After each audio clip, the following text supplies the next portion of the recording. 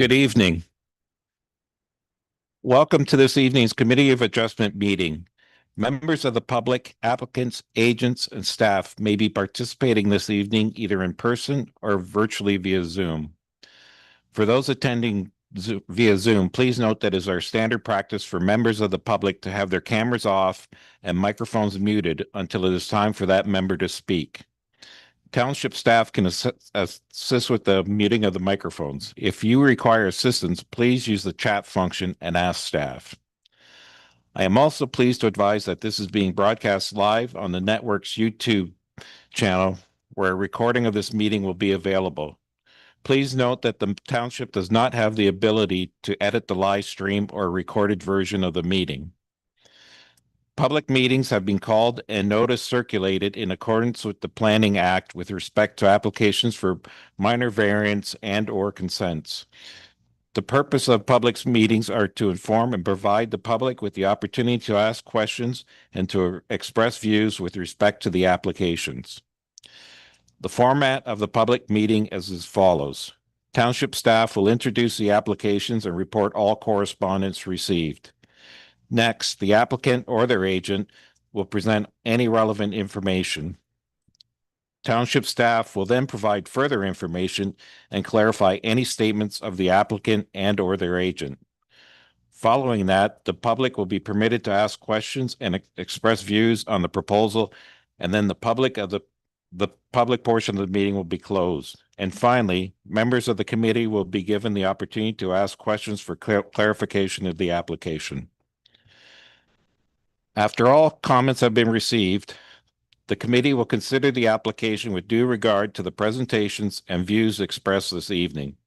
The committee will then do one of three things: approve the application, deny the application, or defer the application pending receipt of additional information. Specified persons who have provided oral submissions or written objections but disagree with the committee's decision on any application may appeal the decision to the Ontario Land Tribunal as entitled under the Planning Act. The deadline for an appeal of consent appeal of consent applications is 20 days within giving of the notice, and for the minor variances within 20 days of the decision date. When commenting on the application, please give your full name and address for the minutes. Please note that the names and addresses of those individuals who speak at this meeting will appear within the meeting minutes, which are public documents. If you wish to receive a copy of a decision, please leave your name and address with the township staff. Okay, now I'd like to move on to disclosure of pecuniary interests and generally, okay, good there. Adoption of minutes. Motion COA 2026-015, moved by member Hawkins, seconded by member Vandergeest, that the minutes of the April 21, 2026 Committee of Adjustment meeting be adopted. Motion is carried. We have no adjourned applications, so we'll move on to new applications. So E1, application for minor variance A-03-26. Would the township staff introduce the application and report on any written response to the notification circulated? Thank you, Chair. Good evening, everybody. The first minor variance application this evening is A0326 for the lands known as 4210 Graham Road. The agent on this file is Powell Planning and Associates, care of Aimee Powell and Bilan Mohamud. In summary of the application, the subject lands are currently developed with a single detached dwelling and an associated accessory buildings and structures. The applicants are requesting a reduced front yard setback to permit the construction of a sleeping cabin and have indicated that it is to replace an existing smaller sleeping cabin in a similar location. At the time when notice was given for this application, the applicants had requested a 13.1 meter front yard setback, whereas the zoning bylaw would normally require a 20 meter setback. Since that time, the applicants have revised their proposal to now propose a 15.5 meter front yard setback, having pushed the sleeping cabin further from the shoreline. As this revised concept proposes an increased front yard setback over that which notice was given, no additional notice is required under the Planning Act for that change. In terms of the correspondence that was received with respect to this application, the comments were received from the building division advising that the existing 51-year-old septic system servicing the dwelling at the property is designed for a three-bedroom dwelling containing a three-piece bathroom and other limited fixtures. The proposed sleeping cabin does represent an additional bedroom, and that would exceed the existing septic system design. The proposed sleeping cabin would not be permitted at this present time under the Ontario Building Code due to the current sizing of the septic system. No comments or objections were received from the clerk's office, the Public Works, or Fire and Emergency Services departments. I will leave it there for now and have turn it back to the chair. Thank you. I now call on the applicant and or their agent to please present the application together with any relevant information.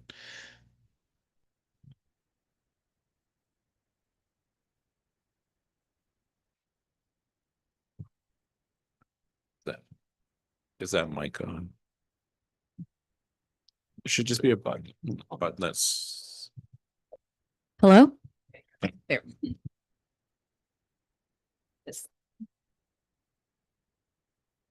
Hi, good evening. Hi, good evening, Chair, committee, members, staff, and members of the public in attendance. My name is Bilan Mohamud. I'm a planner at Powell Planning and Associates. And today I'll be presenting the minor variance application to reconstruct an existing structure on 4210 Graham Road. Next slide, please. So in this presentation, I will go through the introduction, the site location description, the proposal, a brief policy analysis, the 4 tests of a minor variance, and followed by the conclusion. Next slide, please.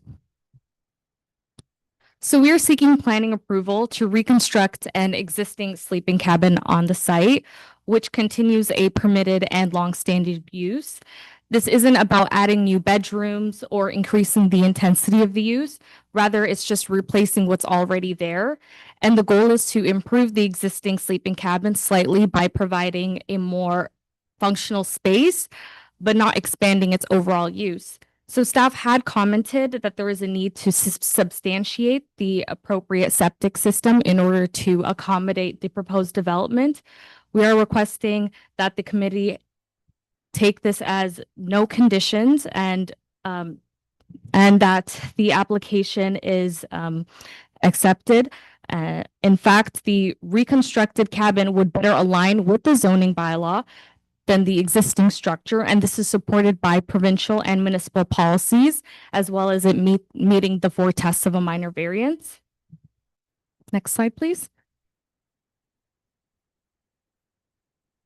Thank you. So the site is designated as shoreline residential. It is zoned shoreline residential restricted access. It has a lot area of approximately 3,700 meters square. Located on the site, there is an existing single detached dwelling, a sleeping cabin, and a shed. The site is serviced by private septic and well systems, and the surrounding land use include residential and crown lands. Next slide, please. So the proposal seeks to demolish the existing legal nonconforming 11.15 meter square sleeping cabin and replace it with a new 24 square meter sleeping cabin in approximately the same location. The proposed sleeping cabin will maintain the same use as the existing sleeping cabin and is also intended to remain a dry structure with no washroom facilities proposed within it. The proposal does not introduce new dwelling unit, nor does it intensify the residential use, but rather replaces the existing sleeping cabin on the site. And a minor variance is required to permit a front yard setback of 15.5 meters, whereas the zoning bylaw requires a setback of 20 meters. And the proposed sleeping cabin better complies with the zoning bylaw as the existing structure has a 13.1 meter setback and the replacement increases this to 15.5 meters. And the reason for the location is driven by site-specific constraints, which include rock formation located 3 meters north of the existing cabin and extends further into the lot. Next slide, please.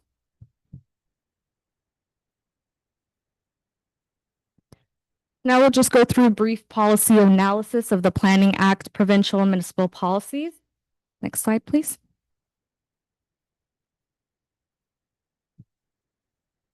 So the proposal is consistent with Section 2 of the Planning Act as it represents orderly development.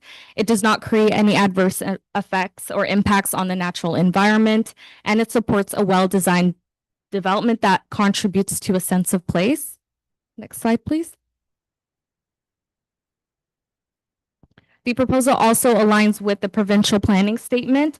The proposed sleeping cabin maintains the same function as the existing sleeping cabin and remains a dry structure, demonstrating that the proposal does not introduce additional servicing or infrastructure demand.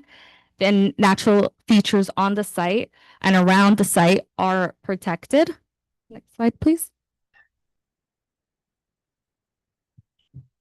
The proposal also aligns with the Simcoe County official plan. The land is designated as rural and maintains the permitted uses in the rural designation. As previously mentioned, the existing sleeping cabin is proposed to be replaced. This replacement is designed to maintain the current use, resulting in no increase in the usage of existing services. There's no new residential units or additional uses introduced, and no intensification or density is proposed. Next slide, please. The proposal also aligns with the township's official plan as the site is designated shoreline residential. The proposal is to replace an existing sleeping cabin, which represents an established and permitted use on the property. There's no new use or intensification proposed and no additional servicing, infrastructure, or environmental impacts. The development is consistent with the intent of the shoreline protection and limited development policy, and it's consistent with the surrounding character and existing development pattern. Next slide, please. So as previously mentioned, the site is zoned shoreline residential restricted area. Section 3.2.13 permits a sleeping cabin in this zone, and relief is required for the minimum front yard setback. And although relief is required from the setback, the proposed replacement sleeping cabin better complies with the zoning bylaw as it increases the setback to 15.5 meters. And it's important to note that all other zoning standards are met. Next slide, please. So relief is required for the minimum front yard setback, and in accordance with the 4 tests of a minor variance, the proposed variance maintains the general intent and purpose of the official plan. It maintains the intent and purpose of the zoning bylaw. It is desirable for the appropriate use or development or use of the land, building, or structure, and it is minor in nature. Next slide, please. So a careful analysis of the proposal concludes that the application has regards for matters of provincial interest as detailed in the Planning Act. It is consistent with the provincial planning statement. It conforms to the County of Simcoe official plan. It conforms to the Township of Severn official plan. It conforms to the Township of Severn zoning bylaw, and it meets all 4 tests of a minor variance. And we're happy to address any comments or questions that you may have. Do township staff have anything further to add to the materials and information presented by the applicant's agent, or any recommended conditions as applicable? Thank you, Chair. Just for some context to the property here, you can see the subject lands are shown in red along the eastern shores of Tea Lake. They are accessed by Graham Road, which is a private road that comes from Upper Big Chute Road. Just for some context, the Big Chute is right here where my cursor is. This is the 2025 aerial imagery. It's a little bit hard to see on screen, I can tell now, but the property is outlined in red, The existing dwelling is located here with the sleeping cabin just to the side and the dock on the water. This is an excerpt from the site plan that was provided with the application. Again, my apologies for how hard that is to see on the screen. But if you can see, there is a faint orange outline here, which represents the existing dwelling. This yellow square, which is very easy to see, is the proposed sleeping cabin location. And to the rear here is where the existing septic system is located. And the driveway, which comes in loops, is shown in the dashed lines. Just a couple of site photos from when staff attended the property earlier this month. In this first picture here, this is standing to the back of the dwelling and structure that is to be replaced with the sleeping cabin.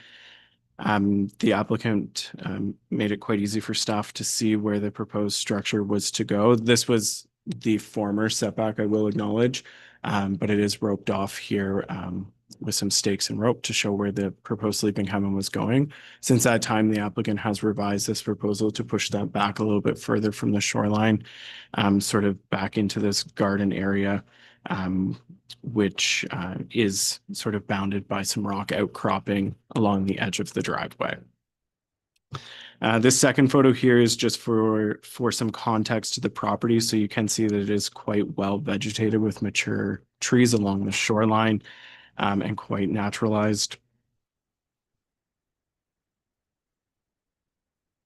So just getting into the township staff report, as indicated by the township's building division, the existing septic system is undersized for the development contemplated through this application. For those reasons, township staff do not feel that the application, it's our opinion that the application does not meet the 4 tests as required by the Planning Act. The PPS, the county OP, and the township's official plan all require that appropriate and acceptable servicing be provided by way of a private on-site septic system. Given that the building division has concerns with the servicing solution on site, township staff are of the opinion that the application does not meet the 4 tests and is not consistent with the PPS. And for those reasons, township staff are recommending that the application be denied for the reasons as outlined in the staff report. I do have a recommended motion if the committee would like to see that, but happy to answer any questions. Thank you.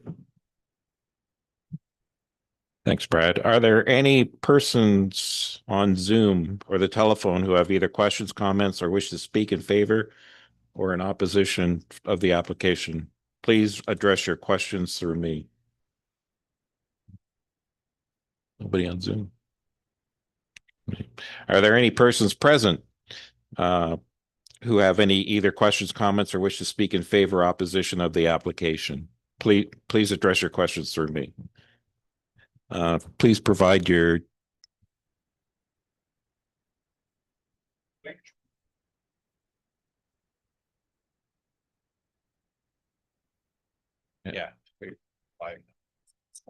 Okay, good evening all. Thanks for hearing this application. sorry, please. Okay. My name is Bosko Milankov. This is my wife, Martha. And we live in Mississauga, and our cottage is at 4210 Graham Road. We bought this cottage 24 years ago or so. We have consistently maintained it, kept it up. We've had three building applications go through this office here without any hiccups. Everything went smoothly. There were, we did some renovations. The staff were very helpful. They said, here, you need to do this, this, and this. We did it. They inspected it. Everything passed. Everything went smoothly. And we always wanted to do it by the book. I mean, I can tell you that there are people around us who don't. We just simply build and then hope for the best. Our understanding was that we could replace, okay, the cabin that's there now is a sleeping cabin. When we bought it, it was a sleeping cabin. There was 4 beds in it. There were two double bunk beds in it that we only got rid of sort of just, I don't know, 5 or 6 years ago before the pandemic, when the squirrels decided to occupy the bunkie. We call it a bunkie. You're referring it to as a sleeping cabin. It's a bunkie. At any rate, it always was a sleeping cabin. There were beds in it, and it was, you're talking here about, excuse me if I'm jumping because I haven't actually written anything, but you're talking about a septic system here. First of all, let me just comment on this. The first time we ever heard of a septic requirement here was about 2 weeks ago from Chelsea, who I think does your intake or whatever. So this is the first time. So if there was going to be a septic issue, please, you should have told me last August when I applied and got rejected. There was no mention of a septic, first of all. Secondly, we're not putting a toilet in this place. This is going to be a place where our 3 grandchildren, hopefully we can build this thing while they're still little grandchildren, not going to university. And we want them to be able to have a place that they can hang out and play and do crafts and things like that. It's a dry, it was never intended to have a bathroom. Please, you need to be here. So when we met our neighbors, one of the neighbors was one of the people that built the cottage with the owners. And he told us that the septic was overbuilt for what they needed because they were going to spend a great deal of time there.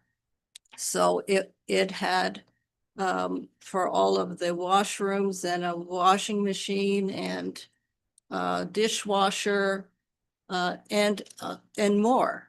And so we've always understood that it was overbuilt. And so that's why we don't see a problem. Is there a way to measure?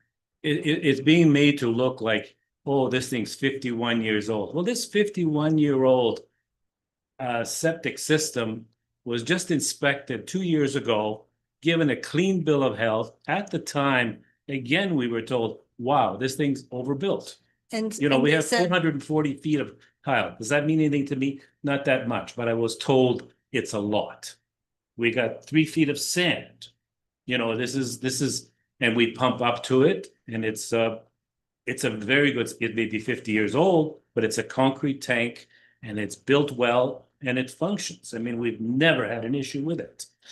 So the point is it's there, and if we had, double beds, 4 sleeping places in this little cabin, then technically it was already using this septic system. We're not changing anything. We're not adding. And without a problem. And we're not adding to it. Is there anything more that you wanted to? That's it. At any rate, it's been very, very frustrating for us. We were rejected last year, and I was ready to just drop this whole thing. And then it was suggested to me, you should hire a planner. Well, okay, this little bunkie was going to cost us like $16,000. Due respect, planners don't come cheap. And I'm forced to hire a planner because I was given a 280-page document.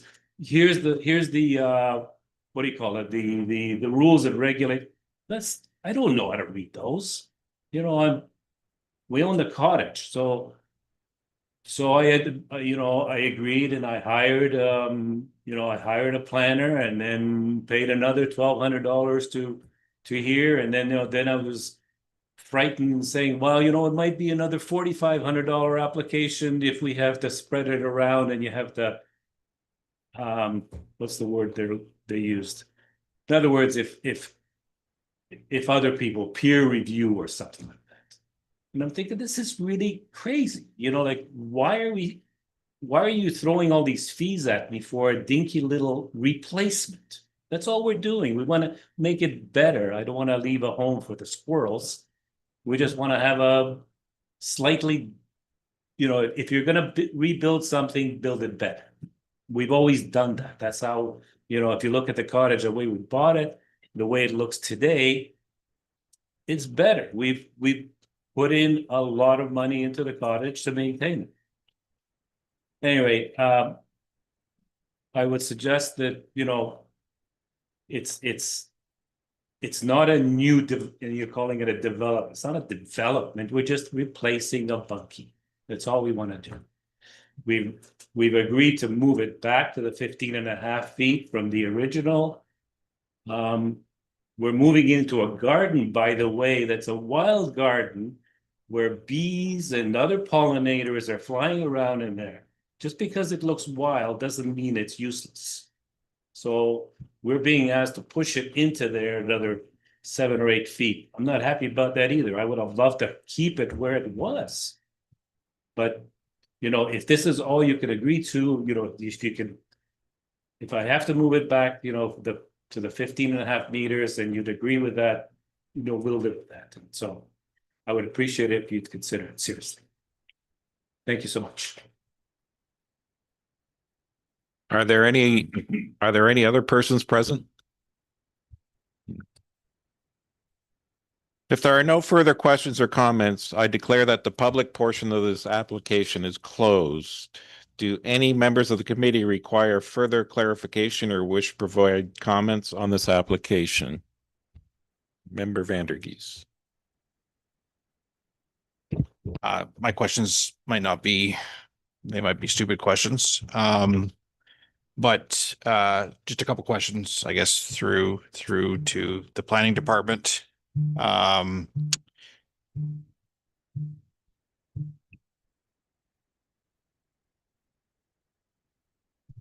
Sorry, it's got a warning. Yeah, there's a warning came through.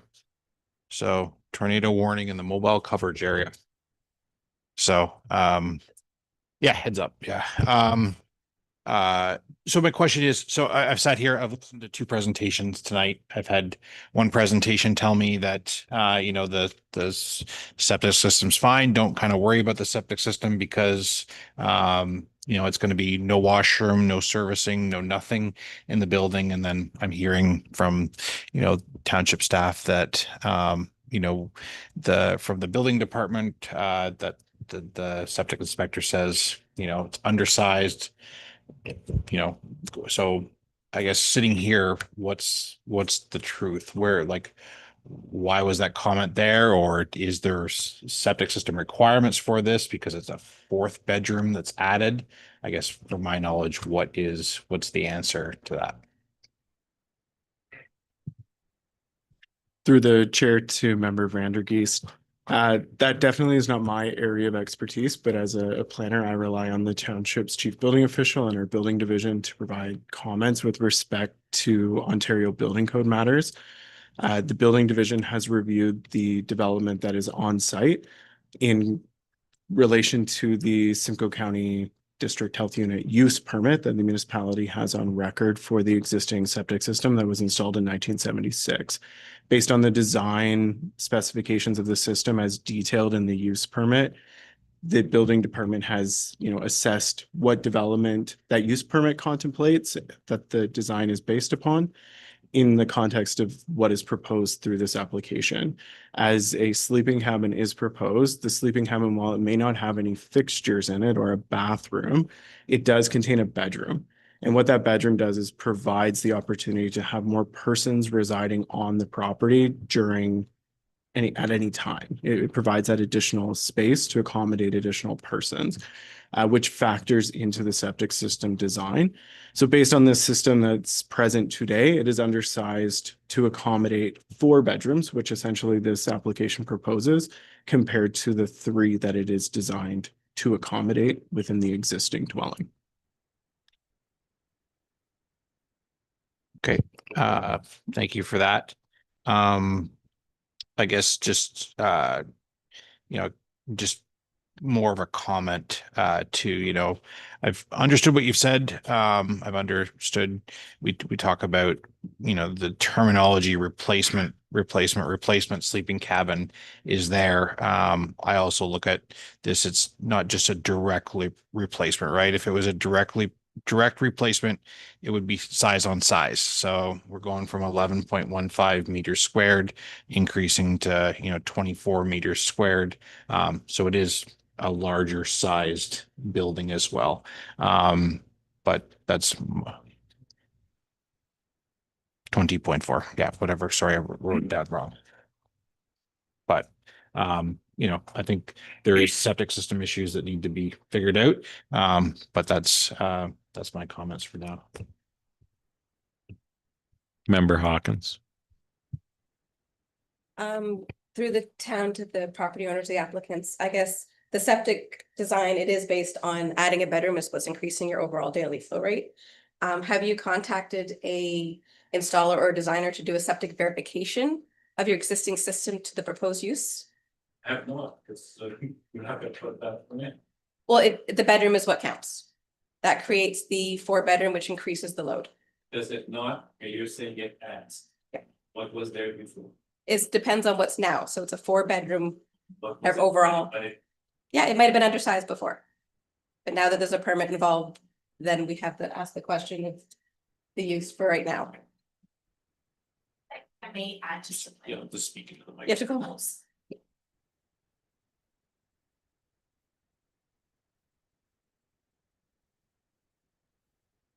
Well, is it on? Just speaking. Is it on? Yeah. Okay, perfect. Could you give us your name, please? Oh, yes, Aimee Powell. I'm acting and supporting an agent on behalf of Powell Planning Associates as well as the landowners. So just a point of clarification. So today there's a sleeping cabin on site with the existing septic. That is considered to be bedroom number 4. Yesterday there was a sleeping cabin on site, bedroom number 4. Tomorrow, irrespective of the committee's decision, there will be a sleeping cabin on site, bedroom number 4. There is no net change of use. So we are asking the committee to consider impact, which is the ultimate of the 4 test, right? What is the impact of what the proposal will derive? And the answer is better compliance with the existing zoning bylaw.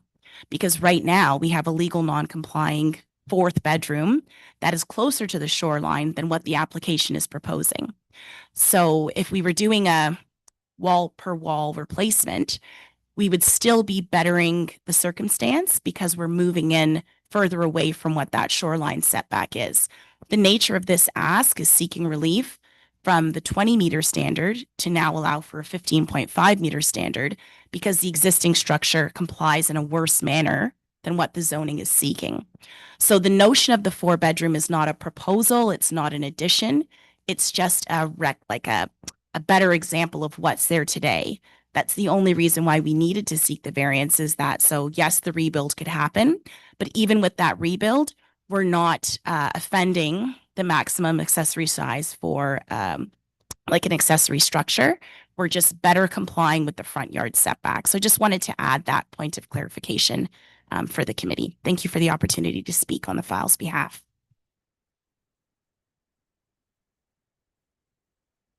Sorry, through the staff.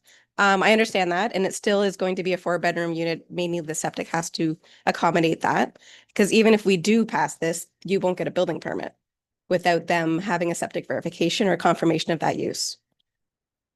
Through the chair to Member Hawkins, that is very well understood, and we did speak with staff about seeking a condition of approval with regards to septic. That would then be on the landowner to pursue, but we see the application as a land use planning matter versus that of another department and outside legislation that doesn't govern the Planning Act, right? So if there is an Ontario Building Code compliance matter that needs to be fulfilled, that is rightfully addressed at the building permit stage, and that's why it would be rightfully categorized as a condition of approval versus denying a land use planning matter where we're improving the standard of what the zoning bylaw is meant to address.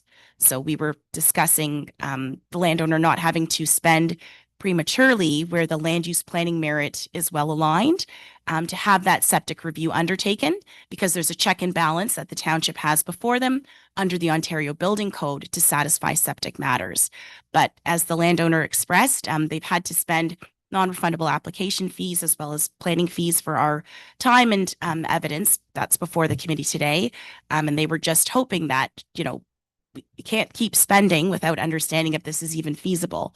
They've also spent on plans to substantiate what the future build would look like. So that's why they were here today to speak to the committee to see if consideration could be given based on the use and the 4 tests, which is what we're respectfully asking for consideration for the committee today.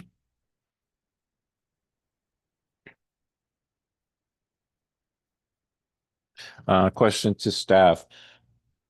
There any records from 50 years ago when the septic was put in, what it was sized for? I know it's 50 years ago, but. Thank you, Chair. So through to the committee, the use permit that was issued by the Simcoe County District Health Unit back in 1976 did not demonstrate that there was a sleeping cabin on the property. It only contemplated a 3-bedroom dwelling with those associated fixtures as noted in the building division's comment.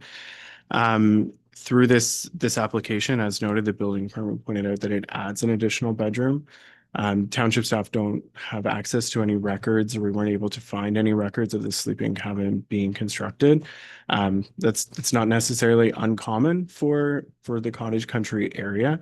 However, this application does propose new development through this, and it is a requirement of the PPS, the provincial planning statement, as well as the county OP and the township OP, together with the township zoning bylaw, that an appropriate servicing solution be provided, demonstrating no negative impacts for the long term. Given the siting constraints that are present along the shoreline areas of the township when it comes to siting and locating a septic system, that's the rationale for the township recommendation. Thank you.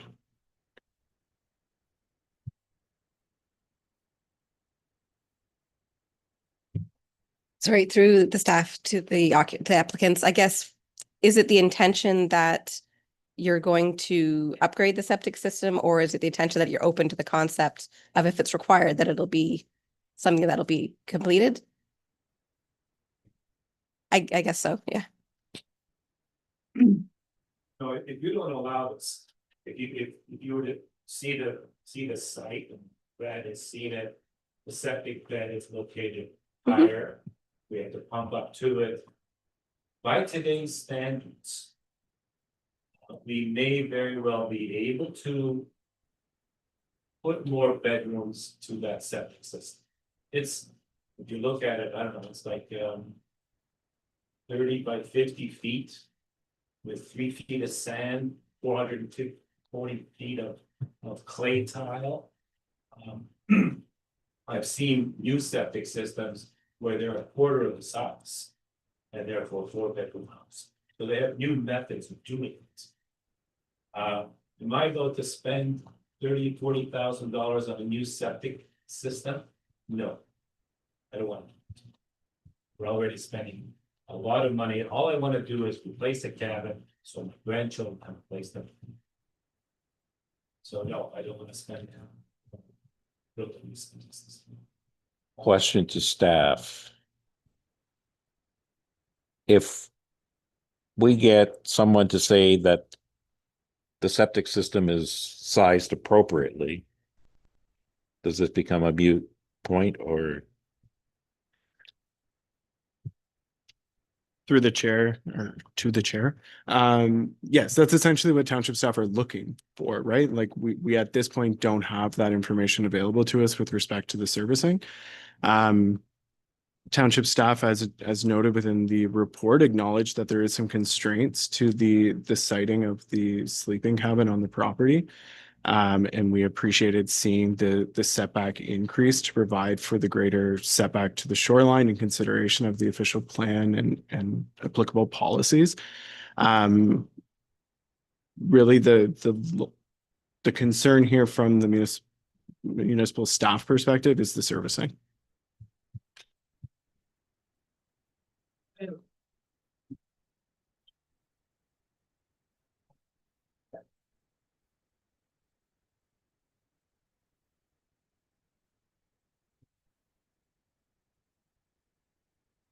There.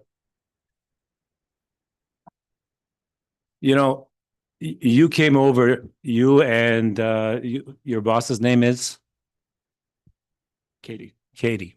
You and Katie came over and you said, leaving it where it is, we're probably going to reject it. But if you move it back, we may very well consider approving it or recommending that it go through. Why didn't you just tell me about the septic then? Why are you wasting my money here? And sorry? Sorry, you're addressing it through me. I'm So- sorry, sir. Okay. You know, why are we wasting our money here?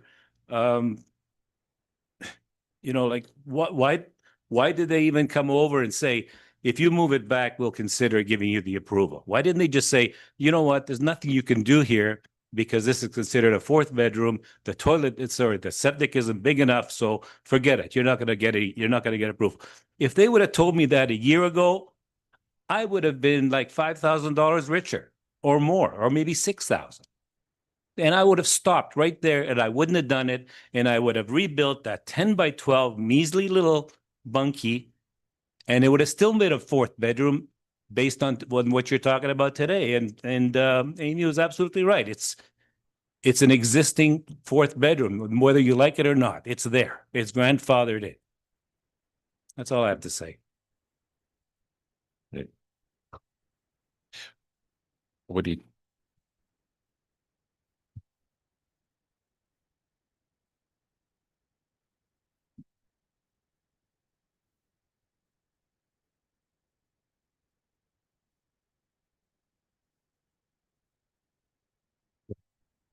I understand your frustration. Believe me, man, I do. But you know, things come to light as you go through applications, as you go through the process, and unfortunately, you know, the septic system has come to light, and you know, that's the issue. I'm sure you've heard from township staff recently that if you had a septic system that can accommodate this, I don't think there'd be an issue. And you know, I kind of also, you know, understand your planner's point of view where you just want to look at the planning aspect of it, but there's more to it. If your septic system and all that is part and parcel, what we don't want is to come back to this meeting again to hear about, you know, if it doesn't get approved or if we need to revise the application or so on and so forth. So for that, I think I support a deferral of the application. Pending additional information on servicing or septic verification. If it comes back, and I will say this outright, if it comes back that your septic system is fine, based on the application, I would support the application if the septic system can accommodate this bunkie, sleeping cabin, however you want to refer to it. Okay. But I would support a deferral pending. I agree. Pending septic information or septic verification, however you want to word it. That's the question. Who would be able to qualify? I don't know. Staff? In other words, whose answer would you accept? Through the chair, I would recommend that the applicant get in touch with a licensed septic installer. We can provide you with a copy of the Simcoe County District Health Unit's use permit to understand the existing design of the system. And that licensed installer would be able to review the system with you in the context of the proposed and existing development to do that verification.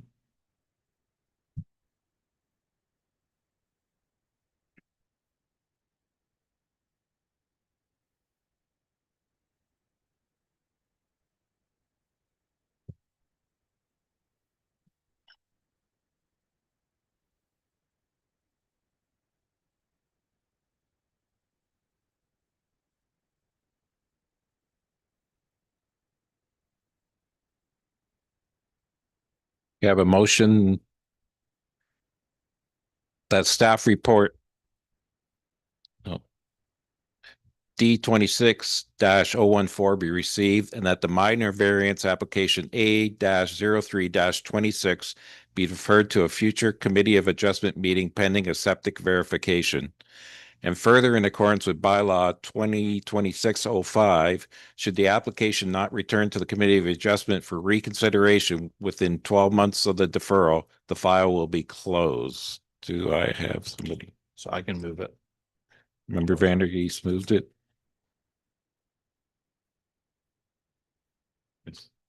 Through the chair, I would just make a recommendation that perhaps the septic verification be to the satisfaction of the building division. Okay. Do I need to reread it? Yes. All right. That staff report D26-014 be received and that the minor variance application A-03-26 be deferred to a future Committee of Adjustment meeting pending a septic verification to the satisfaction of the building division. And further, that in accordance with the bylaw 2026-05, should the application not return to the Committee of Adjustment for reconsideration within 12 months of the deferral, the file will be closed. Got a motion? Yeah. So I can move it. Moved. Second. All right. Let's have a vote. All in favor? Yes. Motion is carried.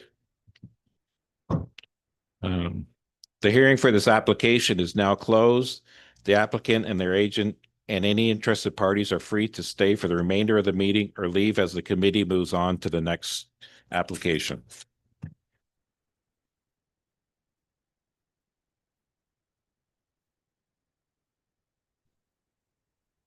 We'll move on to agenda item E2, application for minor variance A-05-26. Would the township staff introduce the application and report on any written response to the notice circulated? Thank you, Chair. The next application is minor variance A-05-26 for the lands known as 2764 Fairgrounds Road. The agent for this file is Morgan Planning and Development. The subject lands are currently developed with a single detached dwelling, an accessory building, and an agricultural storage building. The owners are seeking minor variances to legalize an addition and a deck that was constructed without the benefit of a building permit. The table below summarizes the requested variance. The bylaw normally would require an interior yard setback of 6 meters, whereas this application requests a 4.5 meter setback. The building division has reviewed the application and advised no objections. They are in receipt of a building permit application for review of the constructed addition, and no comments or objections were received from the clerk's office, Public Works, or Fire and Emergency Services. I will leave it at that for now. The applicant's agent, Mr. David Scarsellone, is in attendance this evening and has a presentation for the committee. Thank you.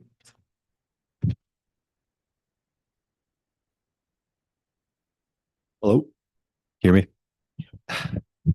Good evening, committee, township staff, anyone in attendance, either in person or online. My name is David Scarsellone, junior planner, Morgan Planning and Development, and I'm the agent responsible for representing the applicants who are me. For all planning matters related to A-05-26 for the land known as 2764 Fairgrounds Road 7, which you can see on screen. So if we can move to the next slide, please.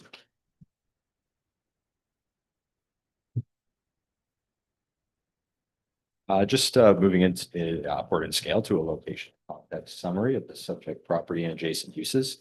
It's worth noting that the property bordering the subject lands to its northwest and south is also owned by the applicant. The lands directly across Fairgrounds Road are owned by a licensed quarry. And other surrounding uses you can see on screen include rural, residential, vacant lots, and agricultural lands. Next slide, please. Moving into a description of the subject property, once again known as 2764 Fairgrounds Road, Severn, is located on the west side of Fairgrounds Road.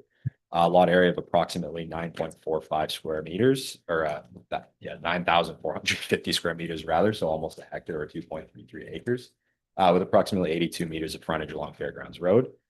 Currently on the property, as township staff mentioned, is a single attached dwelling with an attached deck, shed, and a detached accessory garage. There's a driveway on the property which provides 2 access points off Fairgrounds Road, and traverses the property as well as providing access to the adjacent property, which is also owned by the applicant, as I mentioned. The property is currently serviced privately with water and sanitary via a well and septic system. And as I mentioned, they also own the adjacent lot. The single detached dwelling was, as mentioned, expanded with a building permit along the deck. The expansion is proposed to be legalized by application A05-26. If we can move on one slide. Just into a summary of the aerial imagery of the subject lands. On the right, the larger picture, you can see the entire property, all structures in the driveway. And in the top left corner, you can see the existing dwelling with the addition and the deck. The addition is, if we're looking at it as a backwards L, it's the bottom portion of the L that's jutting out from the southwest of the structure. And it's also worth noting that the aerial imagery is skewed. The structure is on the property. It's not over the property line. That's just a mapping error. So if we can move on one more slide, please. Morgan Planning and Development did conduct a site visit to the subject property in the winter months of the year and took the following photos. On the left is a front yard view of the existing dwelling. The septic bed is located in front of the dwelling in that you can kind of see the cleared portion right in the middle, left side of the picture. On the right is the existing raised deck and addition were constructed. The deck facilitates a hot tub, which you can kind of see along, I guess, closest part of the deck to the building addition. It's hard to see just based on the lighting, but it's there. If we can move on to the next slide, please. The next photo is a north-facing view of the constructed deck. As a photo was taken from the stairs facing the west access. They're used to access the deck from the rear yard. And on the right is a eastern-facing view of the proposed addition and deck. And it's important to note the forested area to the right of the dwelling, or I guess that would be the south from an aerial perspective, masking the proposed addition from the adjacent property owned by the landowner. Next slide, please. We can move into an overview of the minor variance application. It seeks to legalize the aforementioned 31 square meter, 16 foot by 21 foot addition to the rear of the existing dwelling, as well as the 39.5 square meter raised attached deck to the rear of the dwelling. The addition is going to facilitate a master bedroom along with an interior renovation of existing floor plans. And it's worth noting that a detailed septic design has been submitted to the building department for review. The expansion marginally encroaches into the minimum interior side yard setback for the agricultural zone, specifically for a single detached dwelling. So once again, we are requesting 4.5 meters where 6 meters is required. The specific variance that we're requesting relief from has some audible there. So next slide, please. Provided on screen is a snippet from our site plan. You can see the addition was, as I mentioned, the jutting out portion at the southwest of the dwelling. And the deck was also constructed without a permit, but complies with all provisions applicable. So only subject to this application is the setback to the side lot line. As you can see there, it's 4.6. We're requesting 4.5 just for numerical error purposes. Next slide, please. Just for context, the zoning matrix. So as you can see, we comply with all other applicable provisions to the accessory structures and also the agricultural zone.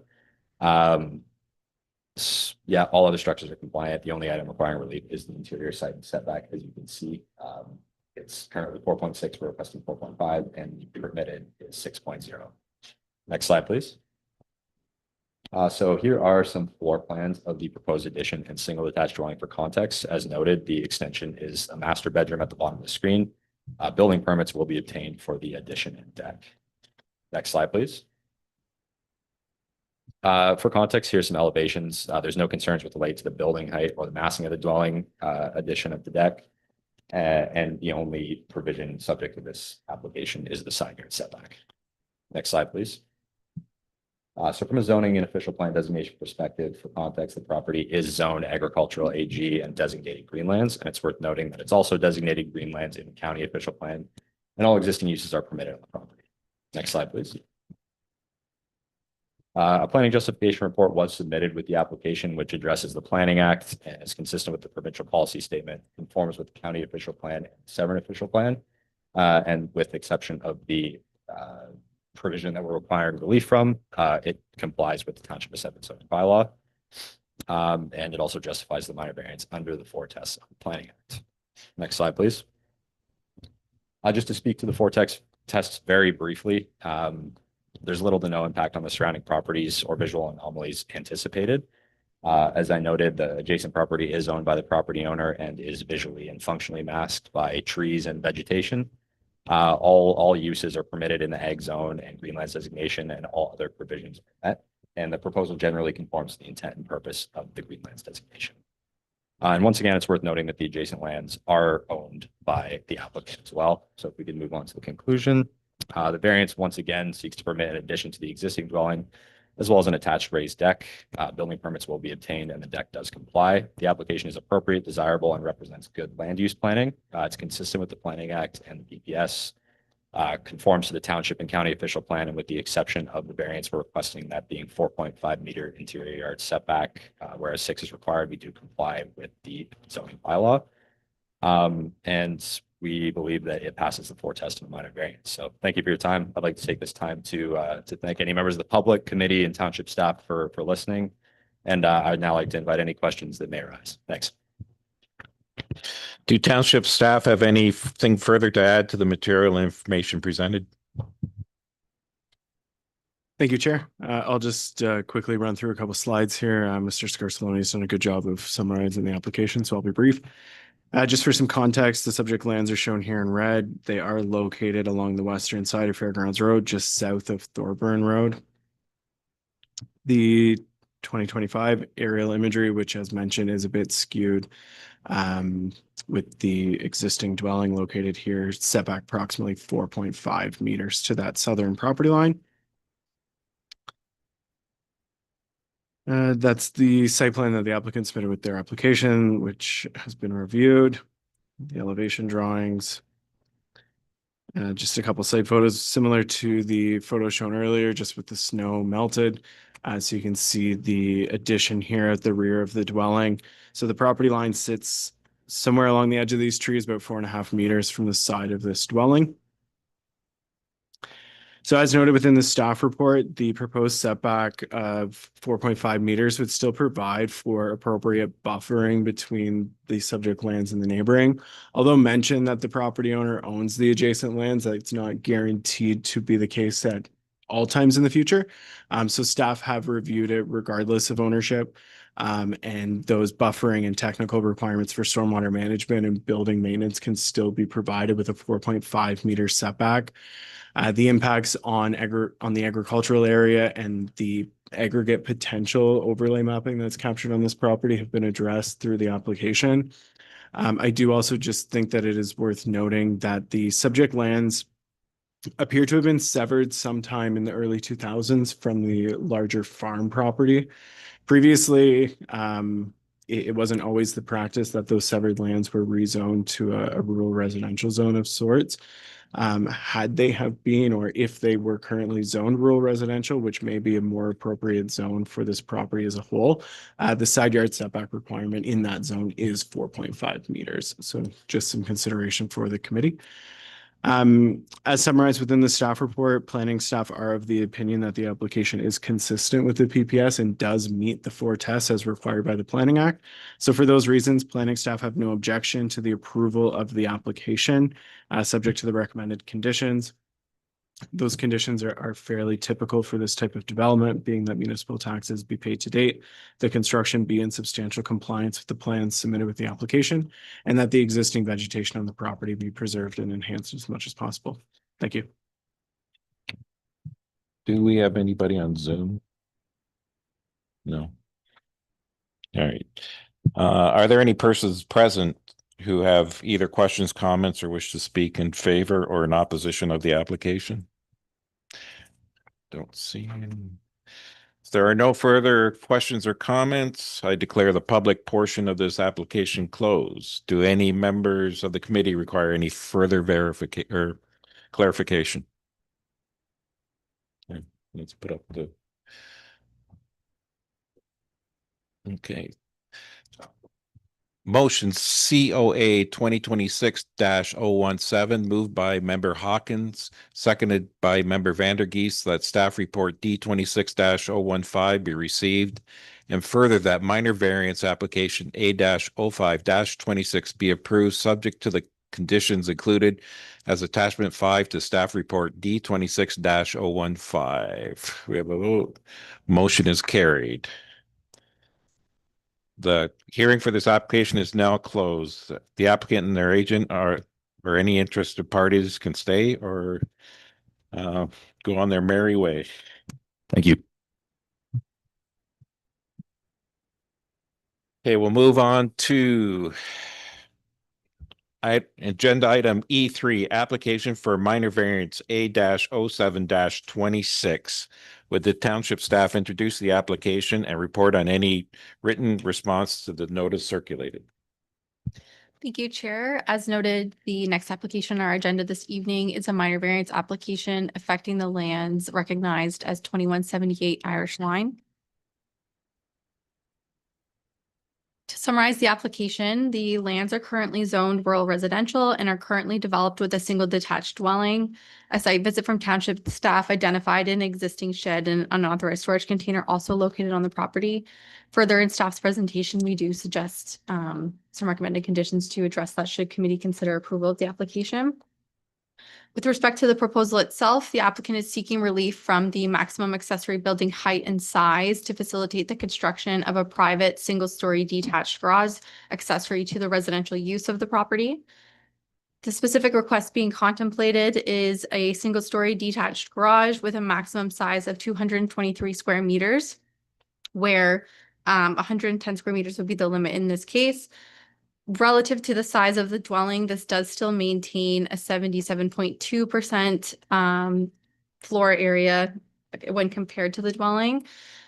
Section 3.2.5 of the zoning bylaw requires residential accessory structures to not exceed 75% of the floor area of the principal dwelling or 110 square meters. So it would be 223 and 77.2%. And the garage is proposed to have a maximum height of 6.6 meters, where 5 meters is required. We have received additional correspondence in response to the notice circulated. This was provided to the committee in advance of the meeting this evening. We received comments from the property owners at 2200 Irish Line. Rebecca Liscombe stated objections to the application, indicating concerns with the requested design. The correspondents indicated that they felt the design was not consistent with the character of the area and stated concerns with respect to location, drainage, shadowing, noise, water quality, and privacy. Internal departments, the building department stated no objection to the proposed minor variance and stated that a building permit would be required prior to any construction. No additional comments or objections were received from the township clerk, public works, or fire and emergency service departments. The property owner is in attendance this evening and they may wish to address the committee. Yep.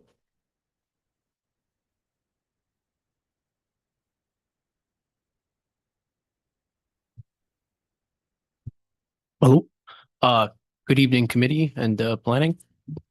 So I'm here because I'd like to build a detached garage at the back of my property, and I actually didn't know that there's a CCAN there, the unauthorized storage container. I didn't know it was unauthorized. It came when we purchased the property, and then I have a shed next to it. But where I choose to, where I'm planning to put the garage on the property is already a cleared area. There's a tree line from my neighbor, and there's just a agricultural field behind me. So I like it because I don't have to like pull out a couple of trees out of the ground or nothing. There's like a little shrub that's come out of the ground, so I don't have to ruin the landscaping. I don't have to ruin the garden. I don't have to ruin my lawn, nothing like that. And I just want it for storage purposes. I don't plan to make any noise. I don't need any drainage. It's going to be dry. Well, drainage, sorry, but it's going to be dry. So no septic, no water, like running water, anything like that. And yeah, sorry, I'm kind of unprepared. I don't have I don't have everybody with me. I'm a little bit nervous, but yeah, Okay. Thank you very much. Okay. I'll stay here. Or sit back there. You can stay there because you may get questions. Thank you. Do township staff have anything further to add to the material information presented? Thank you, Chair. I can provide a bit more detail with respect to the staff report included on the agenda. So as stated in the staff report, the subject property is located along Irish Line. It is slightly north of the intersection of Irish Line and Oakley Side Road. As shown on screen, this is an image of the 2025 County of Simcoe aerial imagery. The surrounding development in this area of the township is primarily larger agricultural buildings associated with farm uses that surround the subject property. As can be seen on the screen, there's existing agricultural buildings located to the south, to the east of the property, as well as to the north of the subject property.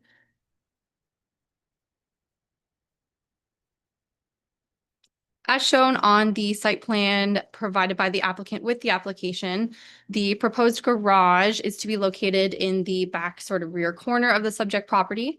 Staff do note that the proposed setbacks for the structure are 3 meters, which exceeds the minimum requirements of the zoning bylaw for an accessory structure not containing habitable space. The requirement for setbacks for these types of structures is actually 1.5 meters. So the location of the structure actually doubles the required minimum setbacks. Further, as previously stated, based on the information provided, it appears that although the garage is oversized, the size of the overall garage would be equivalent to about 77% of the floor area of the principal dwelling. In staff's opinion, that appears to maintain a proportional balance between the principal use of the property and the secondary accessory storage building on the property. As shown on screen, these are the concept elevations that were provided by the applicant with their application. As previously stated, the detached garage is for shall not contain habitable space, and staff note that there are no windows proposed on the structure. As can be seen here. As shown on screen, staff did attend the site earlier this month and captured some staff site photos. This is particularly relevant with respect to the proposed height of the garage. So you can see that the proposed dwelling is located in an area of the property that immediately surrounding the dwelling is of a higher elevation than the remaining area of the property. So although the house numerically would have a smaller height than the proposed garage, the house is actually located on an area of the property that is of a higher elevation than the proposed garage. Staff would anticipate that that would assist to balance the visual sort of dominance of the dwelling and the proposed detached garage on the subject property. These are some additional photos of the site. This is the approximate location of where the garage is proposed to be located. As seen in the back is the existing shipping container located on the property that would be required to be removed as recommended in the conditions provided by staff in the staff report. Staff additionally note that there were some derelict vehicles identified on the property as well, which are also recommended to be removed as a condition of approval. As stated in the staff report, staff did provide an overview of an analysis with respect to the policies of the provincial policy statement and the 4 tests for a minor variance. The subject property is located in a rural and agricultural area of the township where these larger structures tend to predominate the landscape. As noted, there are surrounding agricultural lands that feature similar building designs to the subject property. And as stated and as shown on the site plan provided, the structure would meet and exceed the minimum setback requirements of the township zoning bylaw and would appear to maintain a proportional size to the existing dwelling, being about 77% relative to the floor area of the principal house. For those reasons, planning staff have no objections to the provisional approval of the application subject to the conditions included in the staff report. These particular conditions include municipal taxes being paid to date, that the property is brought into compliance with the township zoning bylaw as amended and the clean and clear bylaw, which includes the removal of the storage container and derelict vehicles from the subject lands, that the construction shall be in compliance with the plan submitted with the application, and that the existing vegetation on the property be preserved and enhanced as much as possible. Thank you, Chair. Do we have anybody on Zoom? Okay. Are there any persons present or on Zoom, who have either questions, comments, or wish to speak in favor or opposition of the application? Please address your questions through me. The applicant may be asked to respond to each party. When commenting, please give your name and address for the minutes.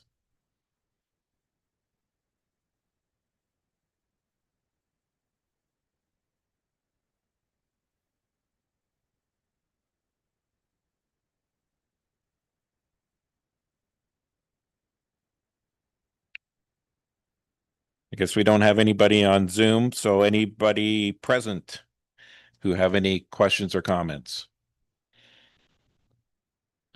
So you guys want me to remove the derelict vehicles? I completely understand that. It's I'm kind of holding on to them for my father right now, but he's cleaning up his place right now. His or the sea can at the back of the property. So you guys want me to remove that, and then you guys would pass it? Yes. That's gonna be kind of tough because the way the septic tank is. I don't even know how they got it back, but to be honest with you. Okay, if there are no further questions or comments, I declare that the public portion of this application is closed. Do any members of the committee require further clarification or wish to provide comments on this application? No. Do we have a motion?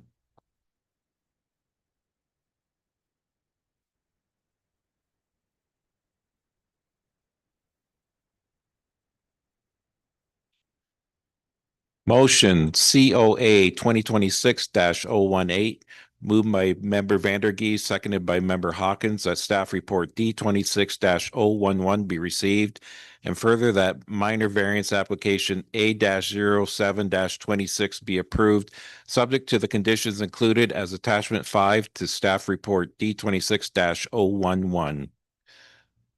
The motion is carried. The hearing for this application is now closed, and the applicant or any interest parties are free to stay or can take off. Thank you very much. You guys have a nice evening.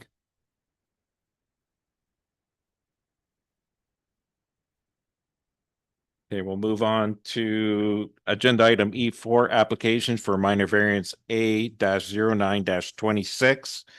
With township staff introduce the application report on any written response to the notice circulated. Thank you, Chair. The next minor variance is A0926 for the lands located at 3320 Russell Drive. The agent for this file is Morgan Planning and Development as well. The subject lands are currently developed with a single detached dwelling and associated accessory and shoreline structures, including a couple sheds, a dock, and a boat port. The applicant is seeking minor variances to permit construction of additions to the existing dwelling, including a new covered rear porch, covering a portion of the existing deck, as well as an attached garage. To facilitate this development, the applicant has asked for an increased lot coverage of 19.7% over the total lot area, 24.4% lot coverage of the area within 60 meters of the shoreline, as well as 3 reductions in the front yard setback to facilitate these additions to the covered deck, the covered rear porch, and in addition to the dwelling with the respective setbacks as noted on the screen there compared to the 20-meter setback normally required. In terms of correspondence received for this application, the building division has asked for additional information on the existing septic system to demonstrate that the proposed development can be serviced. No comments or objections were received from the clerk's office or the Public Works and Fire and Emergency Services Department. The applicant's agent, Mr. David Scarsellone, is in attendance this evening and does have a presentation for the committee. Thank you.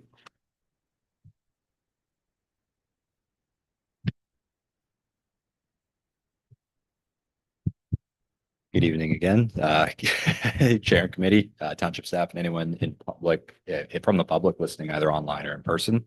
Once again, my name is David Scarsellone, Junior Planner with Morgan Planning, and I'm the agent responsible for representing the applicant for all planning matters related to A-09-26 for the property known as 3320 Russell Drive. So if we can move on to the next slide, please.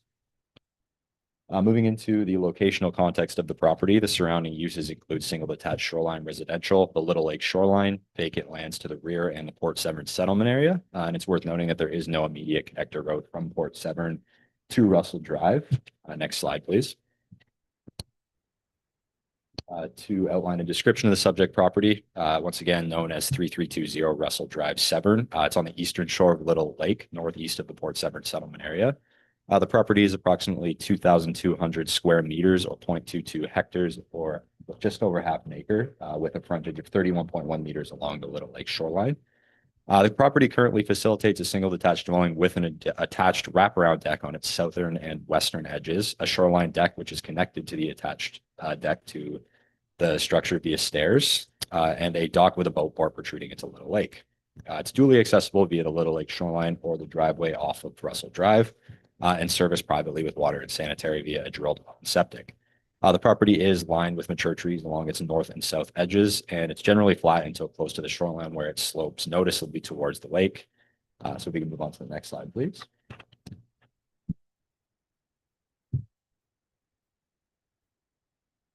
Just into a review of the aerial imagery of the subject property. On the left, you can see a zoomed in portion of the development on the lot, that being a principal dwelling with the deck, shoreline deck, dock, and boat port.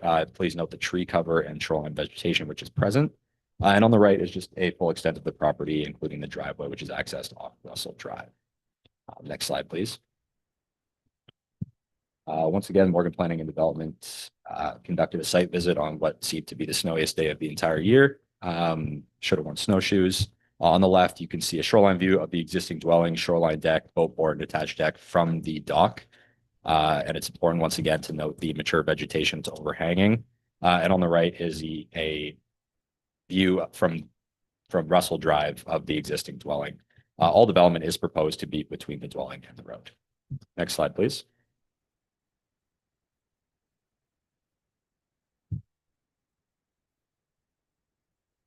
On the left, you can see the shoreline view from the previously photographed attached deck. And on the right is a much more tolerable weather photo of the existing shoreline deck and cobbled pathway. Next slide, please.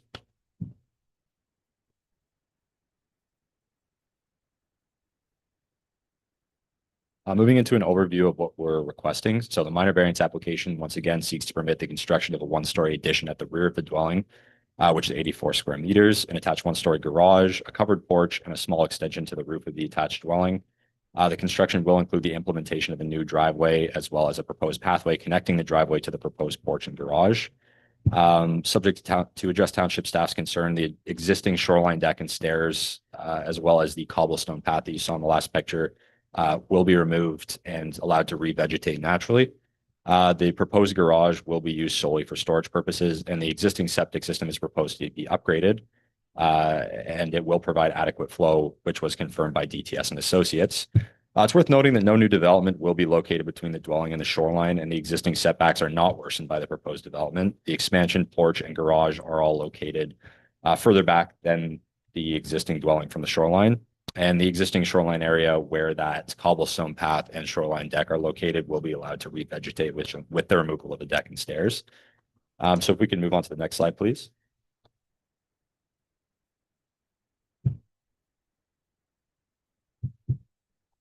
Moving into the specifics of the variances that were requested as touched on by township staff's presentation.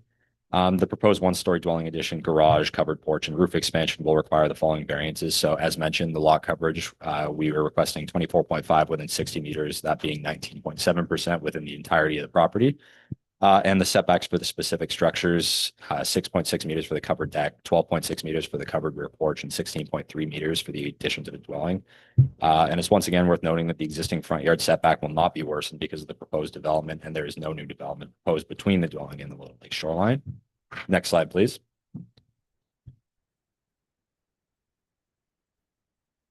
So on screen now, you can see a snippet from the previously proposed site plan, which was submitted to township staff.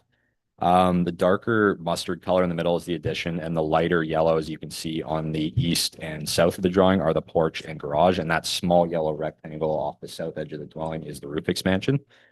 Staff had concerns with the septic location and shoreline deck, which were existing, as you can see on this previous site plan. If we could move on to the next slide.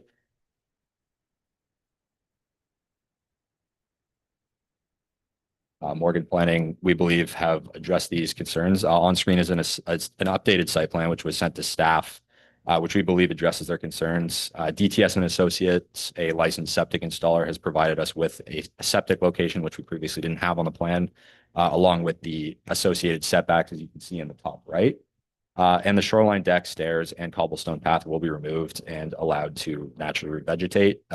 This would be to address concerns about the amount of development in the shoreline area between the dwelling and the shoreline.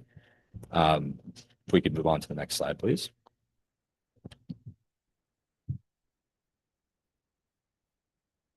Just once again, zoning compliance matrix to outline the deficiencies. I'd like to note this 5.7 meter setback is the existing setback of the dwelling that's not being worsened. As mentioned in the variances, we're requesting 6.6 meters for that covered bit of the roof that we're expanding. And I believe it's 13.6 and 16.6 for the dwelling and garage. Next slide, please.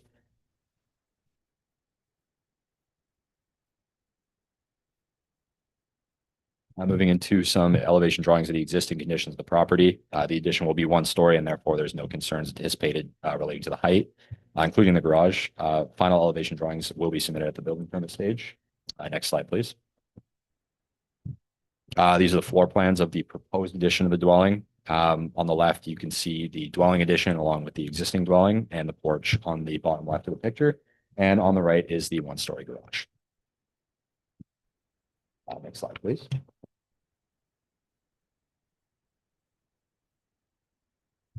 Sorry, it's already there. Moving into an overview of the zoning and official plan designations of the subject property. The property is zoned shoreline residential 2 and environmental protection and is designated shoreline residential. It's worth noting that the county designates it rural and all uses are permitted. Next slide, please. Planning justification report was submitted with the application that once again addresses the Planning Act, is consistent with the PPS, conforms with the county official plan and the township official plan, and with the exception of the relief requested, it complies with the zoning bylaw and addresses the 4 tests of the minor variance of the Planning Act. Next slide, please. Just with respect to the 4 tests, there's little to no impact on the surrounding properties or visual anomalies anticipated with the proposed development. Once again, I'd like to remind everyone about the extensive vegetation masking to properties to the south and north, as well as on the shoreline. The development proposed built form is consistent with the surrounding areas in terms of use and magnitude. The property will continue to facilitate uses permitted. All the provisions of the zone are met, and the proposal generally conforms to the intent and purposes of the designation. Next slide, please.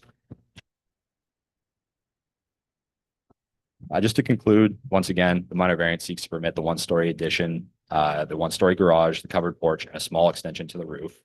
It's appropriate, desirable, and represents good planning. It's consistent with the Planning Act and PPS, conforms with the township and county official plans. And once again, it seeks to permit the increase of lot coverage to 24.5 within 60 meters and 19.7 within the entire property. And the specific setbacks of 6.6 meters for that covered deck, 12.6 meters rather than what I said earlier for the covered porch, and 16.3 meters for the dwelling. And the proposed variance passes the 4 tests of minor variance. And once again, we acknowledge that we previously requested a deferral based on concerns from the township regarding the septic location and the magnitude of shoreline existing development. Since then, we have provided the updated plans, which we showed you, which we believe address township's concerns, and therefore we believe that a decision can be made. Of course, we will respect your decision and township staff's opinion. However, we believe that we have done an adequate amount to address township's concerns. I'd like to take this time rather to thank you guys, thank township staff for the presentation, for anyone listening. And I'd now like to answer any questions from anyone that would like to ask. Thanks. And I believe the site plan is on the next slide for reference to the conversation. Do township staff have anything further to add to the materials and information presented? Thank you, Chair. Mr. Scarsellone has done a comprehensive review of the file. So again, I will be brief with my comments here. Just for some context, here is 3320 Russell Drive, located along Russell Drive, obviously, sort of northeast of the settlement area of Port Severn. The 2025 aerial imagery, you can see the existing dwelling located here at the shoreline, together with the boat, port, and dock. There is some parkland, township-owned parkland immediately to the south of the subject lands, with shoreline residential surrounding the other sides. And that is the original site plan. So the difference, just so that the committee is aware, is that this shoreline deck and stairs here in this area are proposed to be removed through this updated, further revised proposal or further revised request. Just a couple of site photos from staff site visit. The photo on the left here, you can see the existing dwelling with the deck that wraps around the entirety or 3 sides almost of the existing dwelling, together with a set of stairs that comes down and the decking that is right here at the shoreline, together with the hardscaped pathway, the stairs that lead up to the other side of the decking, as well as the dock here attached to the boat port on the right-hand side. The middle photo here just shows that hardscaped pathway and deck right at the immediate shoreline area with the stairs accessing the wraparound deck. And then this picture on the side here just gives some further context to the sort of south side of the dwelling. So as noted within the staff report, the applicant did acknowledge and did advise staff that they would ask for this application to be deferred, allowing an opportunity to consider revisions to the proposed development concept. Township staff have no objection to that deferral request. The revised concept was received on Friday afternoon, so the township staff just haven't had an opportunity to review that concept at this point in time in consideration of the applicable policies. Unfortunately, there just wasn't enough time to get that done. Township staff at this point in time are still requesting and recommending that the application be deferred until a future committee of adjustment meeting. There were some comments from the building division with respect to a septic system design for this dwelling. The applicants have provided a letter from a licensed septic installer who's advised that a septic system could be accommodated on this property. However, the township's building division has not had an opportunity to review that or consider a septic design at this point. So township staff do recommend that the application be deferred, and we have a recommended motion if the committee wants to see it. Thank you.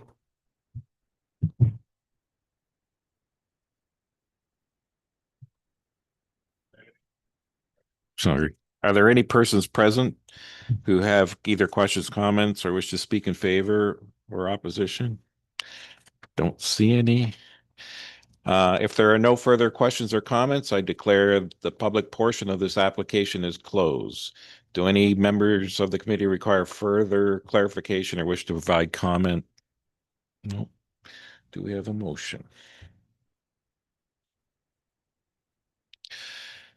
Motion COA 2026-019, moved by member Hawkins, seconded by member Vandergeest, that staff report D26-016 be received and that the minor variance application A-09-26 be deferred to a future committee of adjustment meeting pending a revised concept from the application.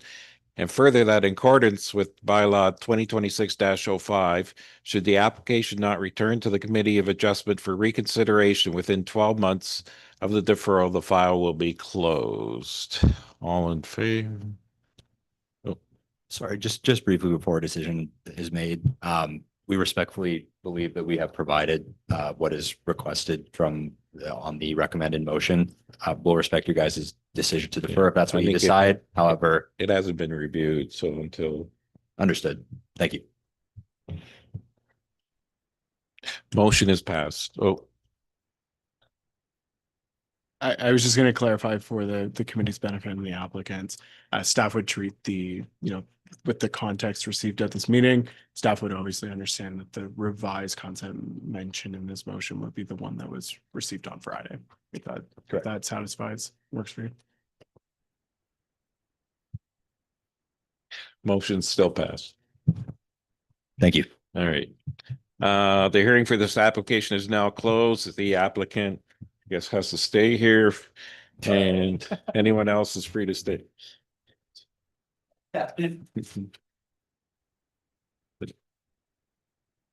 Okay, we're moving on to agenda item E5, application for minor variance A-10-26. With township staff introduce the application and report on any written response to the notification or notice circulated. Thank you, Chair. The next application on our agenda this evening is a minor variance application affecting the lands at 3931 Menoke Beach Road. To summarize the application, the subject lands are currently zoned Shoreline Residential 2, located along the shoreline of Lake Couchiching. The property is developed with an existing single detached dwelling. The applicant is now proposing the construction of a private detached garage and is seeking relief from the applicable lot coverage and rear municipal road allowance setbacks to accommodate its construction. Table 1 on screen provides a summary of the proposed minor variances. With respect to lot coverage for detached accessory structures, the zoning bylaw would permit a lot coverage of 5%. The request would be a maximum accessory structure lot coverage of 6.1%. The township zoning bylaw would permit a lot coverage of 15% within 60 meters of the shoreline. The applicants in this case would be seeking a maximum lot coverage of 28.3% within 60 meters of the shoreline. The maximum total lot coverage of the entirety of the property is limited to 15%. With respect to this application, the applicants are seeking a maximum total lot coverage of 25.7%. And the zoning bylaw requires a minimum rear yard or municipal road allowance setback of 7.5 meters. The applicants are seeking a reduced rear yard or municipal road allowance setback of 5.3 meters to accommodate the construction. Following circulation of the notice, the building department stated that there is no objection to the proposed minor variance, and the applicants must ensure that the required setbacks to the sewage system are met. The Public Works Department stated that it is noted that the access will be from the existing entrance driveway on the property. It's particularly important as the frontage is too narrow to permit a second entrance. And the applicants are advised that if their plan is to relocate the entrance to the front of the new garage, the reduced setback may result in vehicular parking encroachment into the roadside shoulder and could interfere with operations. No comments or objections were received from the clerk's office or fire department and emergency services. And I believe Mr. Scarsellone is also here on behalf of the applicants for this application as well, so I'll turn it over to him.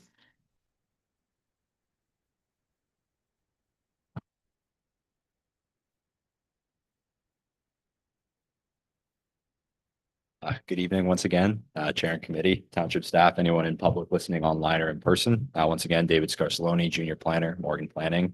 And I'm the agent representing the applicant on all planning matters related to application A-10-26 at 393 Beach Road. Next slide, please. To once again, a locational context of the subject property. The uses on Menoke Beach Road are comprised of rural residential and agricultural on the west and shoreline residential on the east. The property abuts Lake Couchiching to the east, and it's worth noting that many of the shoreline residential lots adjacent to the subject property are small in size and frontage. Next slide, please. Moving into a description of the subject property, which is once again known as 3931 Menoke Beach Road. It's located on the west shore of Lake Couchiching. It has a lot area of about 1,000 square meters or 0.1 hectares or a quarter of an acre, with a lot frontage of only 15.1 meters onto the Lake Couchiching shoreline, which is a very small shoreline residential lot. It currently facilitates a 2-story single detached dwelling with an attached raised deck in the front yard, that being the water side, and a covered porch on the rear yard, that being the roadside. It's accessible dually via the Lake Couchiching shoreline by boat or via the driveway off Menoke Beach Road. And it's serviced privately with water and sanitary via the drilled well and septic. Next slide, please. Once again, just a review of the aerial imagery of the property. On the left, you can see a zoomed in portion of the area to be developed with the garage. And on the right, you can see the entirety of the property. As you can see, I'd like to continue to place emphasis on the lot size and narrow frontage of the property and surrounding context, also, facilitating similar conditions. Next slide, please. Once again, a site visit was conducted during winter. On the left is the existing single detached dwelling and rear porch from the roadside, and on the right is a rear yard to Lake Couchiching from the raised front yard. And once again, we'd like to note that there is no development proposed within the front yard. All development will be between the dwelling and the road. Next slide, please. On the left, you can see the approximate location of the proposed garage. Of course, the trailer will be moved, and it's going to be accessed by the pictured driveway to, of course, address that comment that we previously read during Township's presentation. And on the right, we can see a neighbor's property with a similar structure, which is almost double in size. And we understand that precedent is not planning justification, never was, never has been, never will be, but locational context is important. Next slide, please. Moving into an overview of the minor variance application, it seeks to permit the construction of a 62.4 square meter, so 7.3 meters by 8.5 meter, 1-story detached garage in the rear yard of the property. It's going to be accessed via the existing driveway and will face north, so it's going to be just expanded off the side of the existing driveway. It's going to be used solely for storage purposes, and all existing services will remain in place. And it will be adequately set back from the septic system as well, which will be identified in the site plan on the coming slides. The lot coverage variance, as it seems numerically large, it can be attributed to the small lot size of the subject property, which is consistent with the Menoke Beach Road shoreline residential corridor. And the rear yard setback variances can be attributed to the location of the existing septic bed, constraining the garage to be located where it is. Next slide, please. Moving into the numerics of the proposed minor variance. Once again, we're proposing a lot coverage of 28.3% within 60 meters, being 25.7% within the entirety of the property. An accessory structure lot coverage of 6.1% and a setback to a municipal right of way of 5.3 meters. It's worth noting once again that many properties on Menoke Beach Road appear to be well over lot coverage, and it's worth noting that the proposed garage is the only accessory structure on the property, and it's well below what the maximum accessory structure size is, and it's still above the maximum lot coverage for accessory structures, that just being attributed to the small lot size. And the garage is squeezed once again by the septic and well, which we'll get to on the next slide, that being constrained to its current position. So as we can see in an excerpt from the site plan, I'd like to draw your attention just mainly to the left side of the plan. That dotted line is the existing setback. That's a 5-meter setback from the proposed garage, which is an Ontario Building Code requirement. The setback from the garage to the roadway is 5.3 meters, and the garage was sized to provide adequate space for any work to be done on the well if needed. And as you can see, the driveway or the garage will be accessed via the existing driveway. Next slide, please. Moving into just the zoning compliance matrix, the two yellow boxes on the top are the lot coverage, and the accessory structure provisions are on the bottom half of the screen. The lower one, it's hard to see, is the 5.3 meters that we're requesting, and that 6.1 is the lot coverage for accessory structures. Next slide, please. Just for context, this is a historic survey of the existing conditions, which was prepared, I believe, back in 2002. On this, just kind of for context, you can see the location of the existing dwelling, porch, and the fact that the rear of the property is vacant. Next slide, please. The zoning of the property is shoreline residential 2, and in the official plan, the property is designated shoreline residential. And once again, it's designated rural by the county, and all of the proposed uses are permitted. Next slide. Planning justification report was submitted, which addresses all applicable policies, provincial level, county level, and township level. And once again, with exception of the relief being required, we comply with all other provisions of the bylaw. And we address the 4 tests of the minor variance under the Planning Act. Next slide, please. To address the 4 tests, there's little to no impact on the surrounding properties or visual anomalies anticipated with development.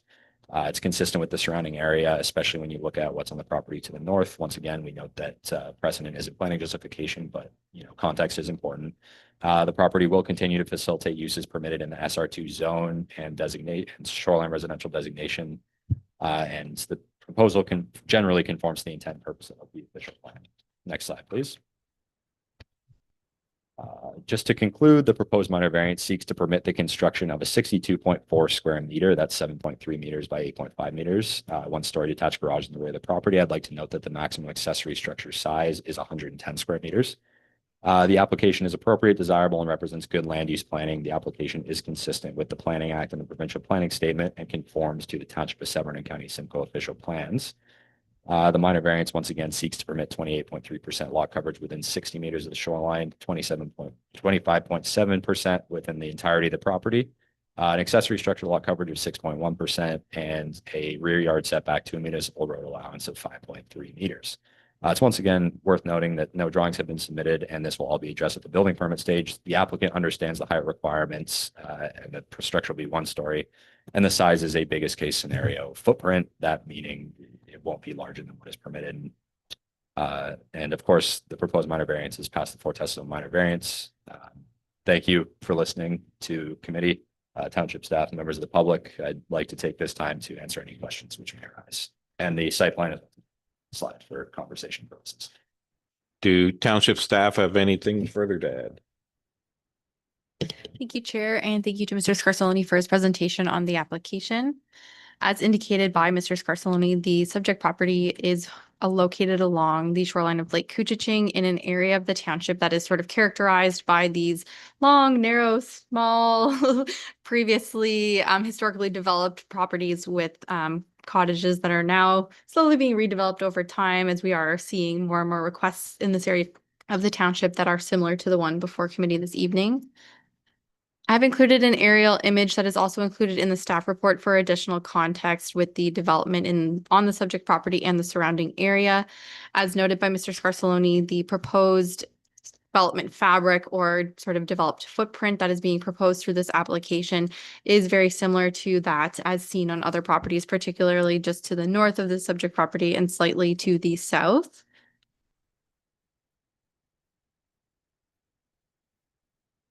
As shown on screen is the site plan that was submitted by the applicants with their minor variance application. The proposed garage would maintain a setback that is over 50 meters from the shoreline and would be the only detached accessory structure located on the subject property, limiting the overdevelopment of the property, although an increased lot coverage is being sought. Again, as kindly stated by Mr. Scarsellone, precedent isn't planning justification. However, staff do note that the proposed garage would be smaller than that seen on other properties and would limit the overdevelopment of the subject property. The location of the garage is sort of bound by the location of the existing septic system and the well. Planning staff acknowledged the comments that have been provided by the Public Works Department and have included a recommended condition just for absolute clarity that no changes to the existing driveway would be permitted through the application. There shall be no modifications to the driveway, just to ensure that any conflicts between the use of the garage and the township use of the road allowance would be avoided. These are some site photos that staff had captured previously earlier this month when attending the subject property. As shown on the left side of the screen would be the approximate location of the proposed garage, maintaining a well-vegetated buffer between the subject property and abutting lands. And as shown on the right of the screen, for context, is a garage of similar design located on the abutting lands. As stated in the staff report, planning staff have provided an analysis of the application for consistency with the PPS as well as satisfying the 4 tests for a minor variance. The proposed garage would maintain a greater than 50-meter setback from the immediate shoreline area and would be consistent with the established developed character of this area of the township. For these reasons, planning staff have no objections to the approval of the application, subject to the conditions included in the staff report. Those being that the municipal taxes be paid to date, that the construction be in substantial compliance with the plan submitted with this application, that the existing vegetation on the property be preserved and enhanced as much as possible, and that the width of the driveway / entrance shall remain in compliance with the township zoning bylaw as amended and shall not be modified in any way. Thank you, Chair. Anybody on Zoom? Okay. Anybody present have any comments or questions? Okay. If there are no further questions or comments. Oh. Yeah. Sorry, my name is John Slade. I'm a resident and neighbor for the next driveway down for 3937 Menoke Beach Road with Hank and Cindy, and I'm in support of what they're doing. So just want to state that. Okay, thank you. Thanks. There are no further questions. I declare the public portion of this application to be closed. Do any members of the committee require further clarification? No. Do we have a motion?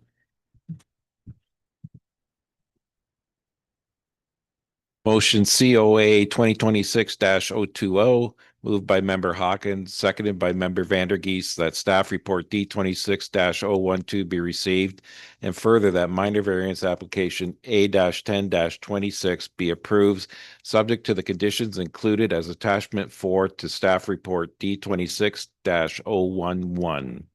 All in favor? Motion is carried. The hearing for this application is now closed. Thank you, Chair. Yeah, we're just gonna go on presentation. I'll come right back.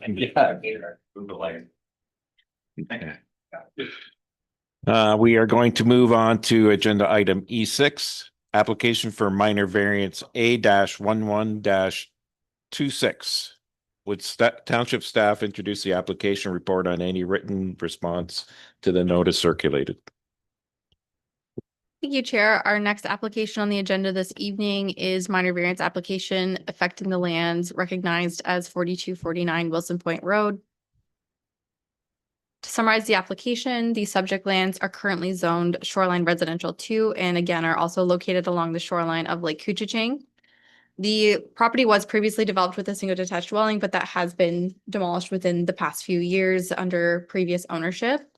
The lands are now presently vacant, and the applicants are proposing the construction of a single detached dwelling together with an attached garage and deck. The specific requests that are being contemplated through the application as initially requested by the applicant would be a maximum lot coverage of 22.3% within 60 meters of the shoreline, where 15% is permitted. A total maximum lot coverage of 18.8%, where a maximum total lot coverage of 15% is permitted. A maximum building height of 10.26 meters for the proposed single detached dwelling, where a height of 9 meters is permitted. And initially requested with the original application, an attached unenclosed deck with a minimum front yard watercourse setback of 11.29 meters, where the front yard setback in the SR2 zone or from a watercourse would be 20 meters. Township staff do note that there is exceptions in the zoning bylaw that would allow a deck to project up to 16.5 meters, depending on the height of the deck. Following circulation of the application, the building department provided comments with respect to the sewage system. The building department states that due to the restrictive placement of the sewage system, the applicants would need to demonstrate the exact placement of the sewage system.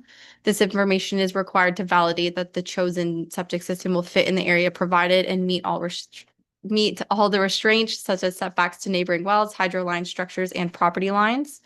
No other comments or objections were received from the clerk's office, the Public Works Department, or Fire and Emergency Services following circulation of the application. And I believe Mr. Scarsellone has a presentation for this as well.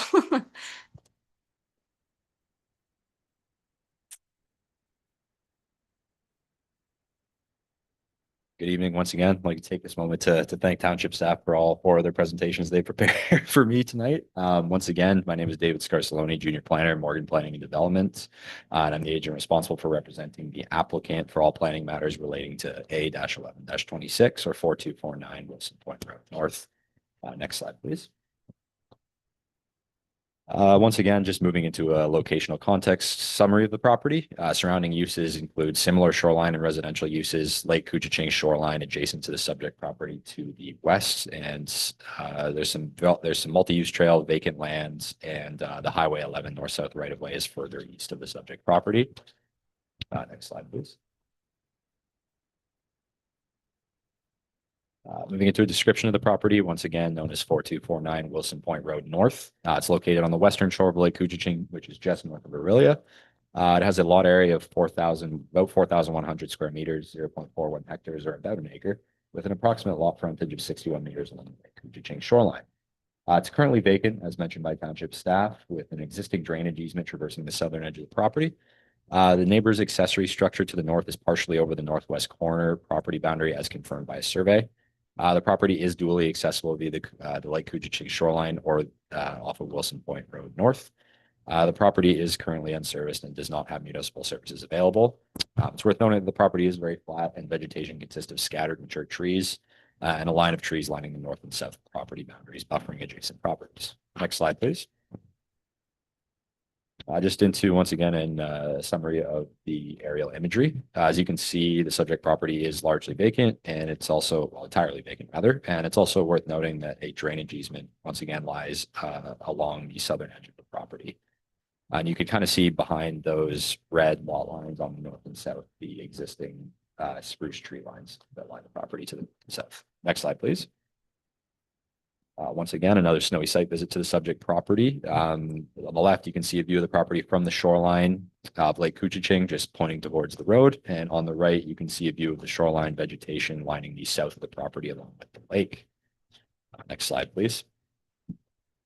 On the left, this is the subject property just from Wilson Point Road North. This time, you can see the shoreline at the rear, or I guess the front of the subject property far in the distance. And on the right, you can see the northern facing view of the shoreline of the property, as well as the aforementioned spruce line, which you can see coming out of the middle of the left side of the photo. Next slide, please.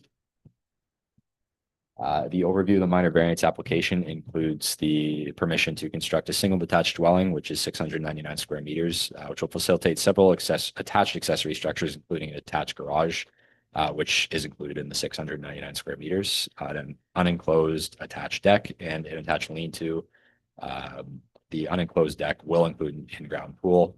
The construction will include the implementation of 2 new driveways. The southern facing driveway will access the main garage and dwelling, and the western facing driveway will be used to access the lean-to and store the client's boat during the winter months, as well as some kayaks and paddle boards. The dwelling will be serviced by well and septic. Licensed septic installer Marshall Dixon was retained to confirm adequate space on the property and has plotted the septic bed location on the site plan, which we'll get to in a minute. A total of 50% of the shoreline vegetation or the shoreline frontage will be replanted to a depth of 15 meters with native vegetation to retain the natural state of the shoreline.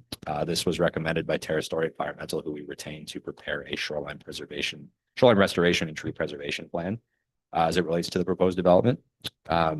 Once again, just not like the application previously, we did request a deferral given concerns raised by township staff, and between then and now, once again, we have provided staff with updated drawings and site plans, which we believe address all concerns. Next slide, please. In terms of the variances requested, this was previously touched upon in township's presentation. However, I'll run over it again. We're requesting a lot coverage of 22.3 within 16 meters of the high water mark, that being 22.3% and 18.8% concerning the total lot area. Maximum height of 10.26 meters, whereas 9 are permitted. And a attached unenclosed deck with a minimum front yard setback of 15.1 meters. I know that's different than what township staff outlined in their presentation. That's just with the updated site plan that we provided, which we'll get to in a minute.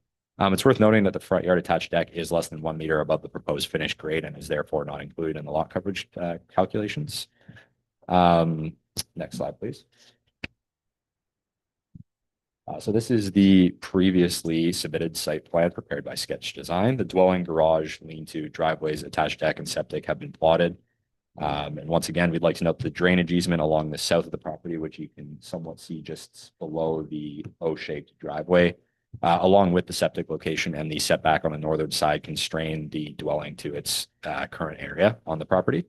Next slide, please. So it's hard to see, but this is the updated site plan that we provided with respect to the concerns relating to the setback of the proposed attached deck and septic location. We have shaved off a corner of the attached deck, which brings the setback back to 15.14 meters from the high water mark. As mentioned, decks can protrude 3.5 meters into the front yard setback. This means the deck is only 1.36 meters deficient in terms of setback. And it's worth noting that the area to be replanted, as confirmed by Terra Story, will separate that deck to the waterfront. Next slide, please.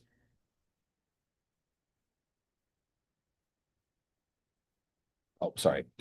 Different slide here. This is a zoomed in portion, which is easier to see of the attached deck setback. Previously, it was squared off to the edge of that pool, which you can see is the polygon at the south middle of the screen. We've moved it back to cut it back from 11.29 to 15.14 meters from the front yard. Next slide, please.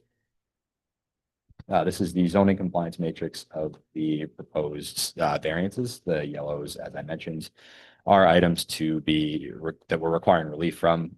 The top one is the coverage, followed by the height and the setback, as well as the projection.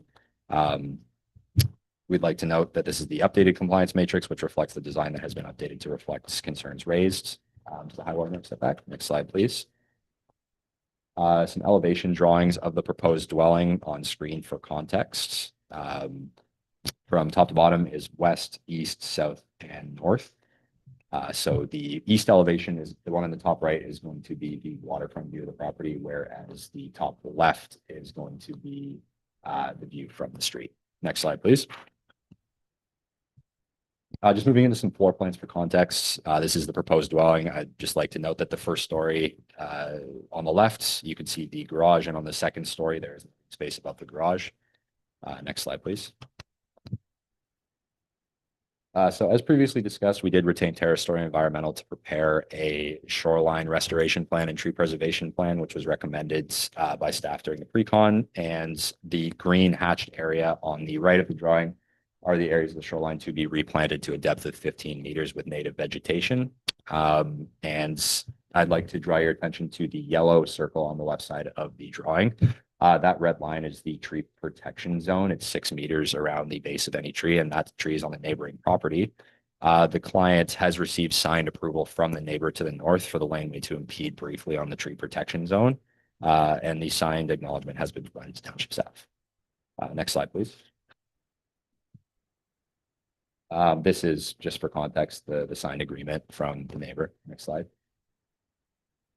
This property is zoned, as I mentioned, shoreline residential 2, designated shoreline residential, and designated rural by the county. All uses are permitted on the property. Next slide, please. Planning justification report was submitted, which addresses all levels of policy from the provincial to the county to the township, and addresses the 4 tests of the minor variance under the Planning Act. Next slide, please.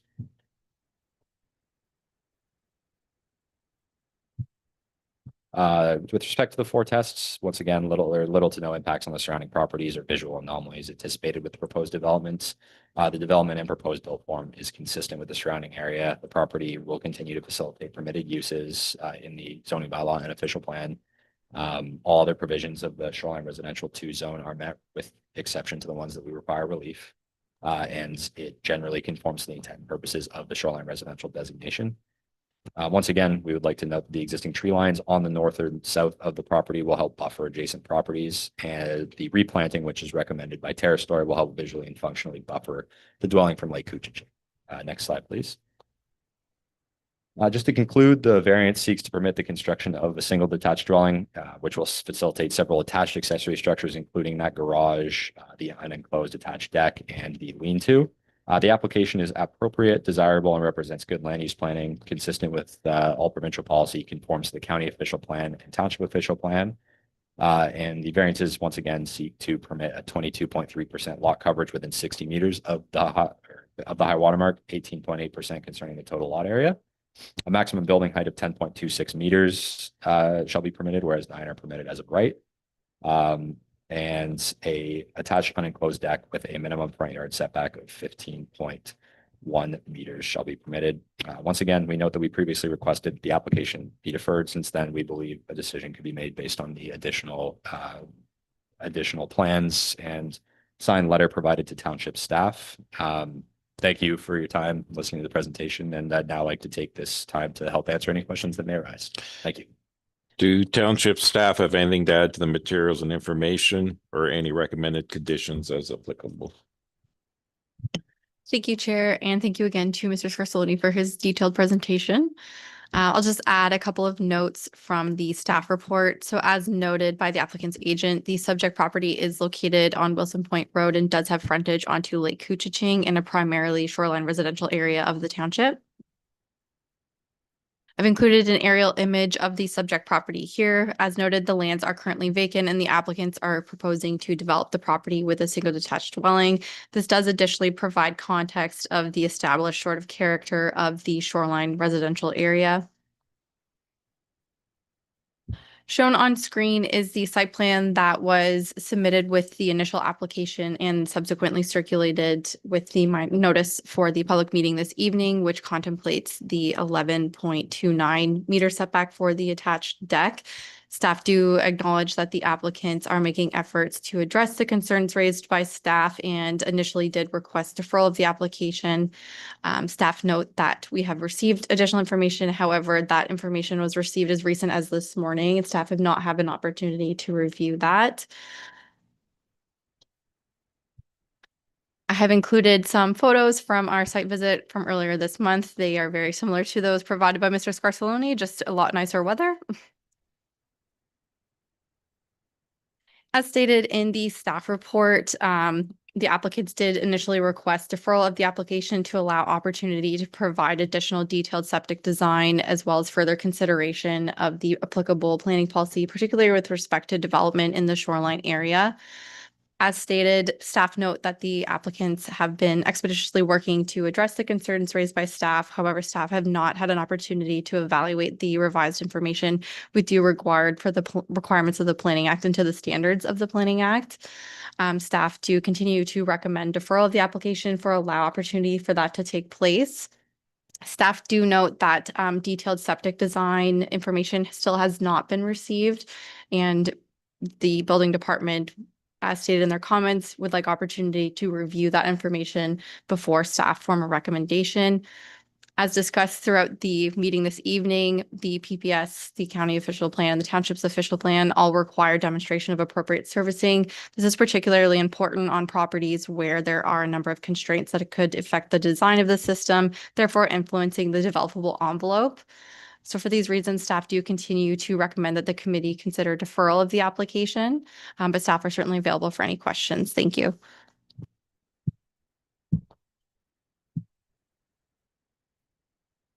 It appears nobody's in the room with us and nobody's on Zoom, so I declare the public portion of this application closed.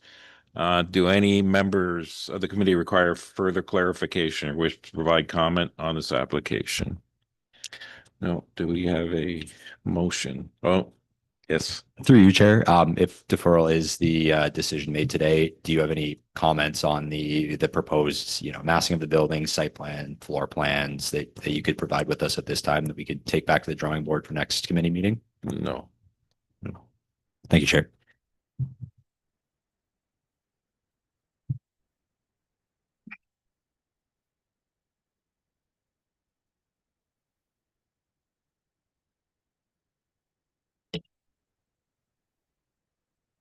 So in light of the additional information and requests made by the applicant this evening, staff have provided an alternate motion from that was originally requested or recommended through the staff report that was made available last week. I have included the recommended motion on screen as suggested by staff for committee's consideration.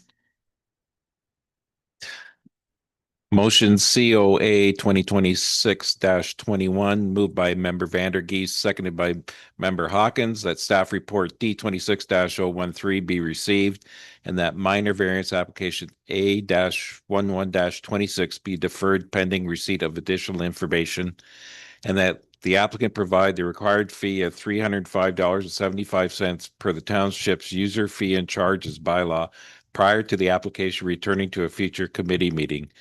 And further, that in accordance with bylaw 2026-05, should the application not return to Committee of Adjustment within 12 months of the deferral, the file be closed.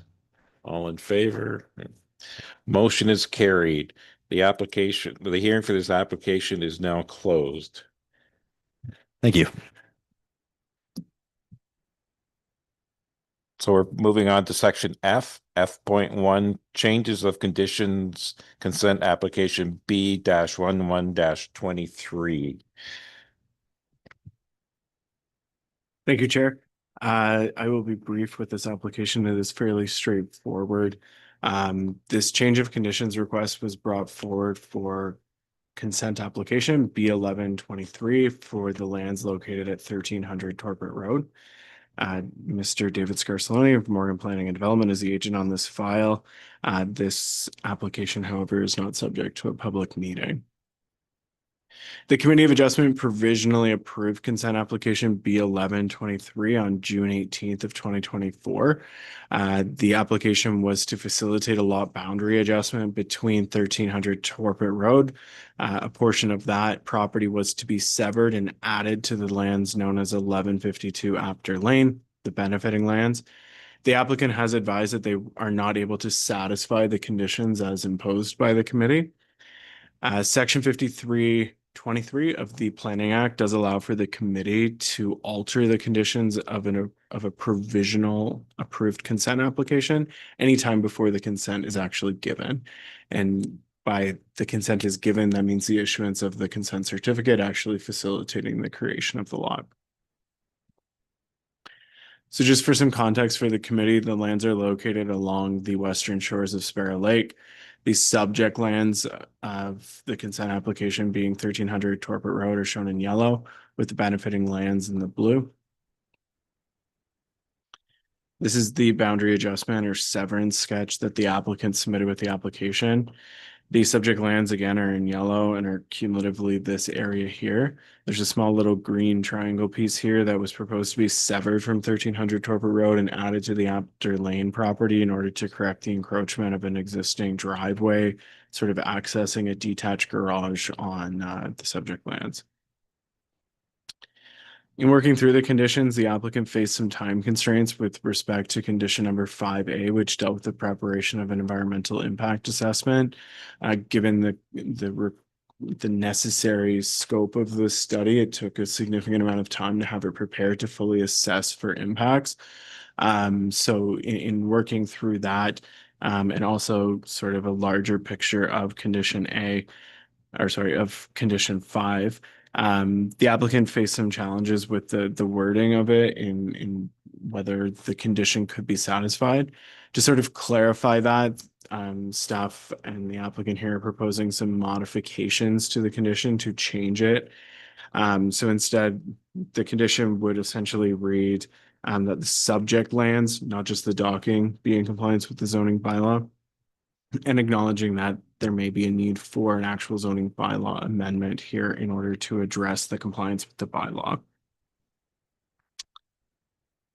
So as noted within the staff report, the revised conditions continue to ensure that the matters which the former conditions imposed would still be addressed, making sure that those matters highlighted by the Committee of Adjustment through their former decision are still assessed and taken care of. And this also provides sufficient time for the completion of these conditions. If the committee chooses to approve this change of conditions this evening, it would essentially restart the 2-year clock on these conditions to be satisfied. As noted within the staff report, staff have no objections to the approval of the application and have included here the revised recommended conditions, which are the exact same as what was considered back in 2024, with the exception of those modifications to condition number 5, as we discussed earlier. So if the committee has any questions, I'm more than happy to answer. There is a revised, sorry, not a revised, there is a recommended motion from staff here as well, if the committee wants to see it. Mr. Scarsellone, as you know, is in attendance this evening. He does not have a presentation for this one because it's not subject to a public meeting, but if the committee has any questions, I'm sure one of us would be happy to answer. Thank you.